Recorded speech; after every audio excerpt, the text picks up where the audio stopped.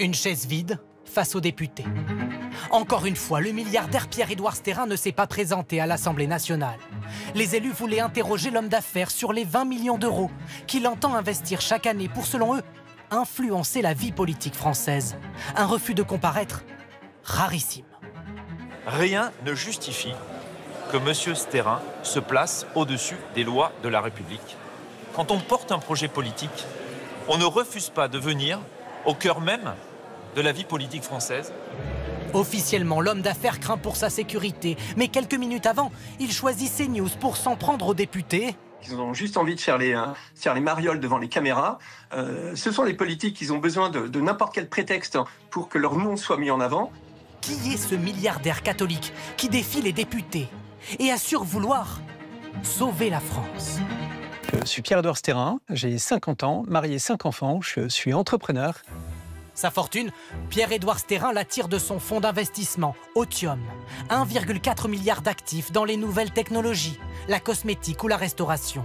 Mais surtout, d'une petite entreprise qu'il a fondée au début des années 2000, Smartbox et ses fameux coffrets cadeaux. Vous ne savez pas quel est le montant du cadeau que vous avez reçu, vous savez simplement que vous avez reçu une expérience. Cette fortune, le milliardaire veut maintenant la mettre au service de ses idées. Son plan de bataille a un nom, Périclès. Un acronyme signifiant patriote, enraciné, résistant, identitaire, chrétien, libéraux, européens et souverainistes. Ce document interne de 2023, dévoilé par le journal L'Humanité, décrit les objectifs à atteindre. Promouvoir la famille ou la place du christianisme et s'opposer au wokisme, à l'islamisme ou à l'immigration incontrôlée. Pour ça, Périclès prévoit d'investir 150 millions d'euros en 10 ans, pour notamment faire gagner le RN aux prochaines municipales.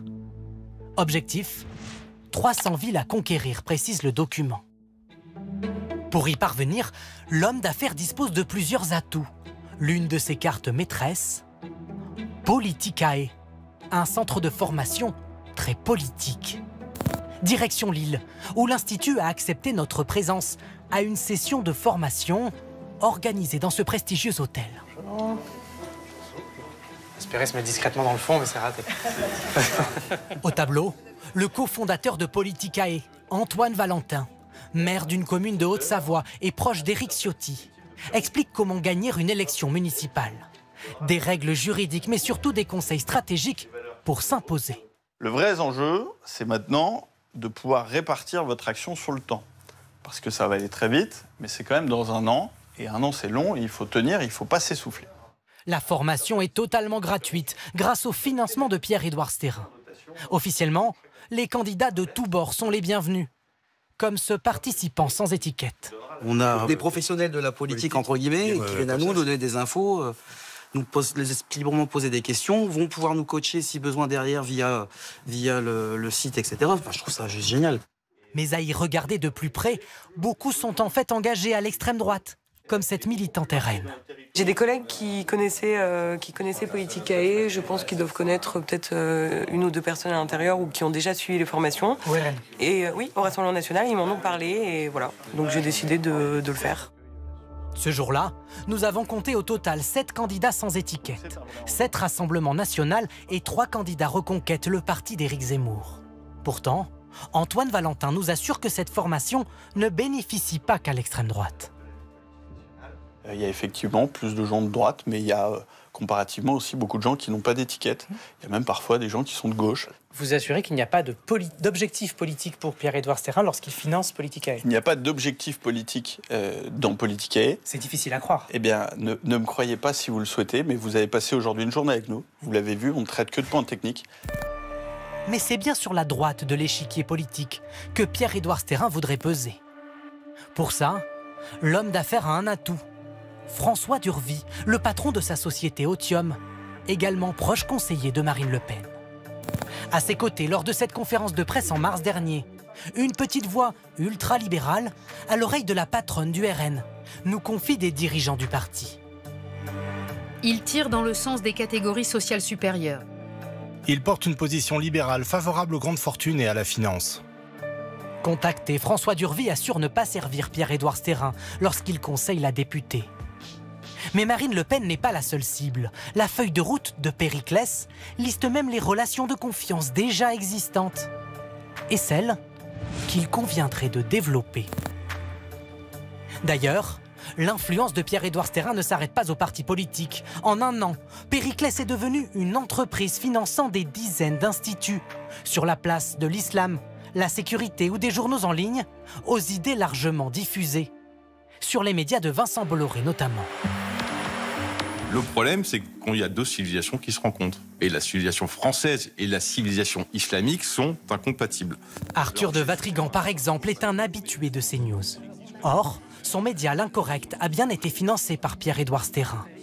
Nous avons regardé la chaîne pendant une semaine et chaque jour, au moins un de ces instituts ou médias financés par le milliardaire était représenté à l'antenne. De quoi peser sur le débat public. Grâce aussi à des observatoires comme Hexagone, un institut capable de commander des sondages repris par la presse sur le déclin de l'école ou le déficit. La semaine dernière, l'un d'eux a mis le feu au RN. Un solide sondage IFOP mené le mois dernier qui confirme la position de favori du Rassemblement national et même de grand favori. Nous allons vous raconter les coulisses de cette enquête qui devait tester un seul candidat RN, Jordan Bardella. Informé, l'entourage de Marine Le Pen monte alors au créneau. Finalement, sa candidature est testée sur un second échantillon de 2000 personnes. Alors, Hexagone, financé par Pierre-Édouard Stérin, a-t-il voulu favoriser Jordan Bardella? L'IFOP, qui a réalisé le sondage, estime que ce n'est pas l'enquête d'opinion qui pose problème, mais son utilisation. On ne va pas se cacher les choses, à 2 ans d'une élection présidentielle tendue, inédite, avec un fort renouvellement, avec des tensions très fortes aux deux extrêmes du spectre politique, avec cette guerre des 3 blocs, tout sondage devient une information qui peut être utilisée, exploitée, mais pas au sens péjoratif du terme, exploitée comme un atout, comme une ressource, comme un moyen de délégitimer tel ou tel adversaire. Contacté, le directeur d'Hexagone, François Pierrard, dément toute manœuvre politique. Pierre-Édouard Stérin, lui, n'a pas souhaité répondre à nos questions face à notre caméra. Nous nous sommes rendus à Lannes, en Belgique, où il réside. Dans ce coin de Wallonie, où de nombreuses fortunes françaises comme Pierre-Édouard Stérin se sont installées. Notamment pour échapper au fisc français. Comment le milliardaire peut-il promouvoir la puissance de la France tout en se soustrayant aux impôts? L'intéressé, n'ayant pas souhaité nous recevoir, nous sommes allés poser la question à son bras droit. Arnaud Rérol, l'auteur du projet Périclès. Pour lui, le choix du milliardaire n'a rien d'incohérent.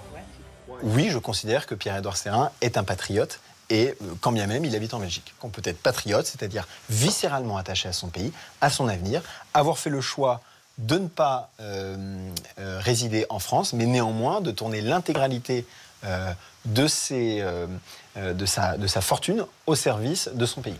Parmi les pistes listées dans le document Périclès, toutes n'ont pas vu le jour, nous assure l'entourage du milliardaire. Sans pour autant lever le voile sur tous les projets financés, censés permettre la victoire d'une droite ultralibérale et très conservatrice en 2027.